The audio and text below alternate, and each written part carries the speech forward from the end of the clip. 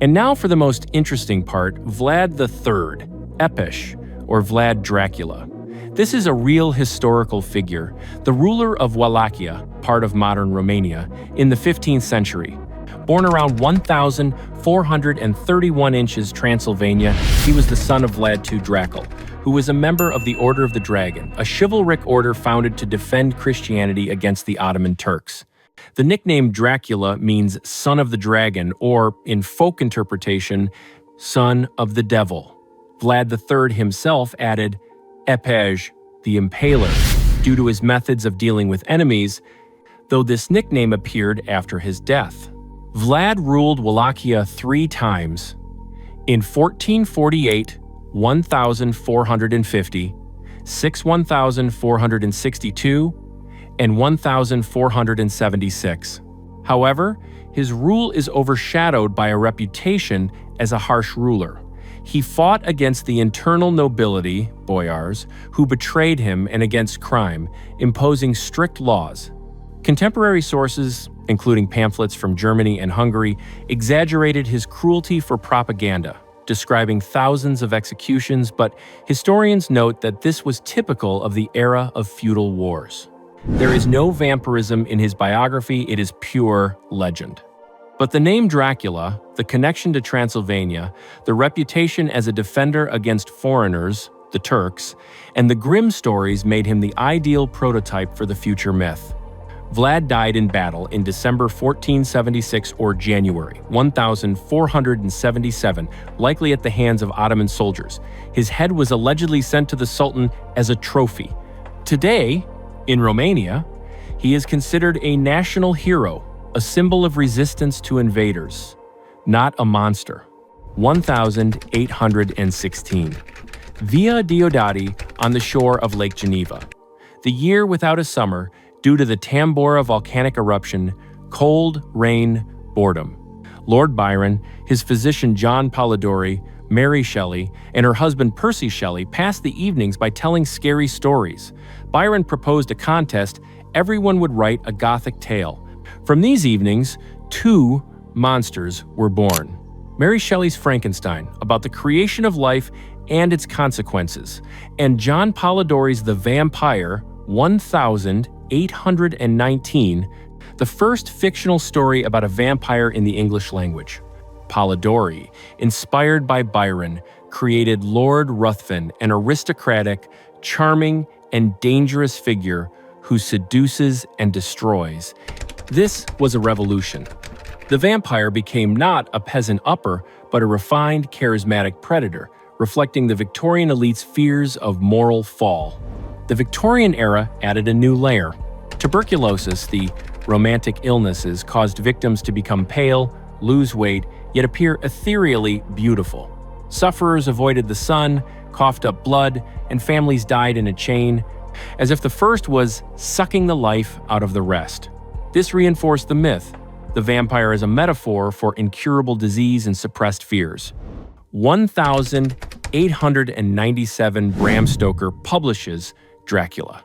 The Irish writer and theater manager drew from folklore via books like Emily Gerard's Transylvania, stories about Vlad the Impaler, learning the name from the Hungarian professor Armin van Bury, and Victorian anxieties. Count Dracula, an aristocrat from Transylvania coming to England, symbolized the fear of foreign invasion, diseases, and repressed sexuality. Stoker added the template, transforming into a bat or wolf, fear of garlic, silver, and crucifixes, the need for an invitation into a house, and the lack of a reflection in a mirror. This is the template. All modern vampires are heirs to Stoker's Dracula. 1922 Nosferatu by F.W. Murnau. An unauthorized adaptation of Dracula. Count Orlok is a terrifying, rat-like monster, bringing the plague.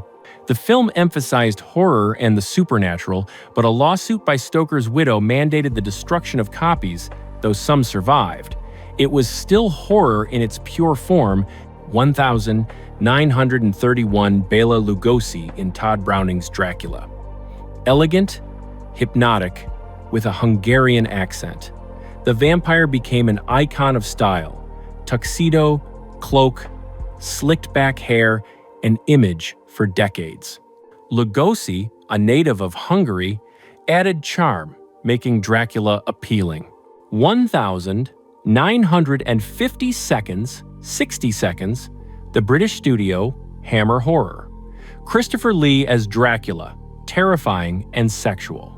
Films like Horror of Dracula, 1958, added an erotic subtext to the bite as a metaphor for intimacy, reflecting post-war changes in society.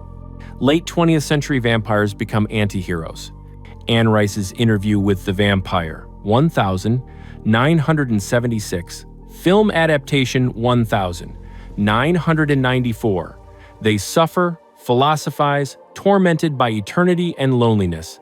Lestat and Louis are tragic figures seeking meaning in immortality. 21st century complete rehabilitation. Buffy the Vampire Slayer, 1997, 2003, made vampires part of teenage drama. Stephenie Meyer's Twilight, 2005-2008, turned them into romantic heroes. Edward Cullen, Shining in the Sun, a vegetarian vampire fighting for love. The Vampire Diaries, 2009-2017, added intrigue and superpowers. They live among us, fight for rights, go to school, and become part of society. The image is so well worn that parodies appear. What We Do in the Shadows, 2014, Series 2019, vampires as apartment mates with everyday problems, bills, parties, and adapting to modernity. But why do vampires remain popular? What do they symbolize in different eras? First, the fear of death and the desire for immortality. The vampire is a victory over death, albeit at a price: the loss of humanity, eternal loneliness. In ancient times, fear of the afterlife. Today, reflections on technology and life extension. Second, sexuality and forbidden desire. The vampire's bite is intimacy without commitment, passion on the brink of danger. In the Victorian era, repressed sexuality. In the modern era, exploration of identity and relationships. Third, social critique. Vampires are often aristocrats living off common people.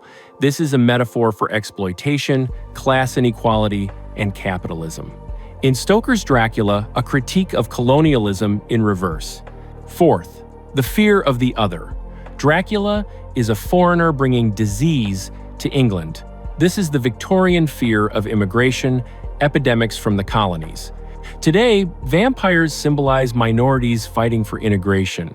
Finally, cultural adaptation. In Japanese manga, like Vampire Knight, they blend with anime aesthetics. In African folklore, with local spirits. From Mesopotamian demons to the romantic heroes of Twilight, vampires have undergone an incredible evolution. They have been explanations for diseases, embodiments of fears, sexual symbols, social critique, and even a source of inspiration for art. Every era creates its own vampires. The Middle Ages feared the risen dead. Victorians feared seduction and disease. The 20th century feared the loss of humanity. The 21st century transforms them into heroes reflecting our values. And do you know what the most intriguing thing is? The myth of the vampire continues to live in culture, inspiring books, films, and games. It reminds us of eternal questions. What does it mean to be human? How do we cope with fear?